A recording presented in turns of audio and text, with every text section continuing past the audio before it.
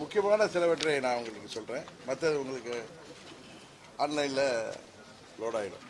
தமிழகத்தில் உள்ள அரசு மற்றும் தனியார் நிறுவனங்களில் 85% தமிழர்களே பணிபுரியும் வகையில் நடவடிக்கை எடுக்கப்படும். தமிழ் மொழியை ஆட்சி மொழியாக்கவும் சென்னை உயர்நீதிமன்றத்தில் வழக்காடும் மொழியாக்கவும் நடவடிக்கை எடுக்கப்படும். பசும்பொன் ஐயா முத்துராமலிங்க தேவர் மற்றும் இதய தெய்வம் அம்மா அவர்களுக்கு பாரத ரத்னா விருது வழங்க வலியுறுத்தப்படும். தேசியமயமாக்கப்பட்ட அனைத்து வங்கிகளிலும் விவசாயிகள் பெற்ற அனைத்து கடன்களும் தள்ளுபடி செய்வதற்கான நடவடிக்கை எடுக்கப்படும். இதய தெய்வம் அம்மா அவர்கள் போராடி பெற்ற உச்சநீதிமன்ற தீர்ப்பின்படி முல்லை பெரியாற்றில் 152 அடிக்கு நீரை தேக்க நடவடிக்கை எடுக்கப்படும். காவிரியின் குறுக்கே மேகதாது அணையை கட்ட முயற்சிக்கும் கர்நாடக அரசின் நடவடிக்கை முறியடிக்கப்பட்டு தமிழ்நாட்டின் உரிமை பாதுகாக்கப்படும். இயற்கை வேளாண் விஞ்ஞானி நம்மாழ்வார் பெயரில் காவிரி டெல்டா பகுதியில் இயற்கை வேளாண்மை பல்கலைக்கழகம் மற்றும் ஆராய்ச்சி நிறுவனம் தொடங்க நடவடிக்கை எடுக்கப்படும்.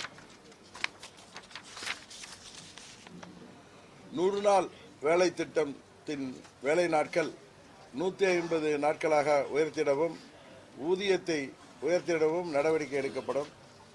தமிழகத்தில் நடைபெறும் மணல் உள்ளிட்ட கனிம வள கொள்ளைகள் தடுத்து நிறுத்தப்படுவதோடு அத்தகைய செயல்களில் ஈடுபடுவோர் குண்டர் சட்டத்தில் கைது செய்ய நடவடிக்கை எடுக்கப்படும்.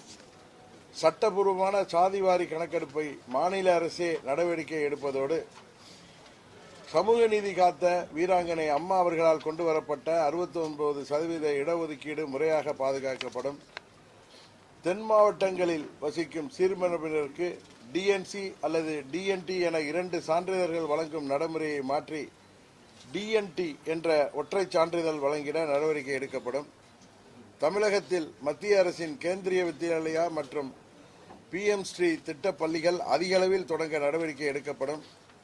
அரசு மற்றும் அரசு உதவி பெறும் கல்லூரிகளில் கலை, அறிவியல், இளநிலை படிப்புகளுக்கு அனைத்து வகையிலான கட்டணங்களும் ரத்து செய்யப்படும். மதுரையில் அமையும் எய்ம்ஸ் மருத்துவக் கல்லூரி மருத்துவமனையைப் போல வட தமிழக மக்களுக்காக அப்பகுதியில் புதிய எய்ம்ஸ் மருத்துவமனை அமைக்க நடவடிக்கை எடுக்கப்படும். திமுகவின் அதிகார வர்க்கத்தால் கைகள் கட்டப்பட்டிருக்கும் காவல்துறைக்கு முழு சுதந்திரம் கொடுக்க நடவடிக்கை எடுக்கப்படும். மதுவிலக்கு கொள்கையை முழுமையாக அமல்படுத்தும் வகையில் நடைமுறைக்கு சாத்தியமுள்ள புதிய மது கொள்கை உருவாக்க நடவடிக்கை எடுக்கப்படும். குடியிருப்புகளுக்கு மாதம் ஒருமுறை மின் கணக்கீடு, மின்சார வாகனங்களுக்கு மானியம் வழங்கப்படும். மதுரை மற்றும் கோயம்புத்தூரில் மெட்ரோ ரயில் திட்டங்களை கொண்டுவர முயற்சிகள் மேற்கொள்ளப்படும்.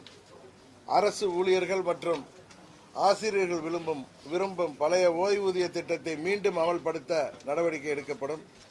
தமிழகம் முழுவதும் உள்ள தூய்மை பணியாளர்கள், சத்துணவு மற்றும் அங்கன்வாடி ஊழியர்கள் பணி நிரந்தரம் செய்யப்படுவார்கள். திமுக ஆட்சி காலத்தில் அரசு ஊழியர்கள் மீது போடப்பட்ட வழக்குகள் அனைத்தும் திரும்பப் பெற நடவடிக்கை எடுக்கப்படும். அனைத்து மதத்தினரின் வழிபாட்டு உரிமைகள் நிலைநாட்டப்பட்டு அவர்களின் மத சுதந்திரம் பாதுகாக்கப்படும். தமிழகம் முழுவதும் உள்ள அனைத்து ஊராட்சி ஒன்றியங்களிலும் குறைந்தபட்சம் ஒரு அம்மா உணவகம் அமைக்க நடவடிக்கை எடுக்கப்படும்.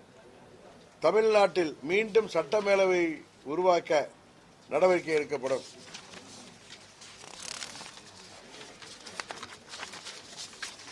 மகளிர் சுய உதவிக் குழுக்களைப் போலவே தொழில் ஆர்வமுள்ள இளைஞர்களை கொண்டு ஆண்கள் சுய உதவிக் குழுக்கள் அமைத்து அவர்களுக்கு தேவையான நிதி உதவி வழங்கப்படும்.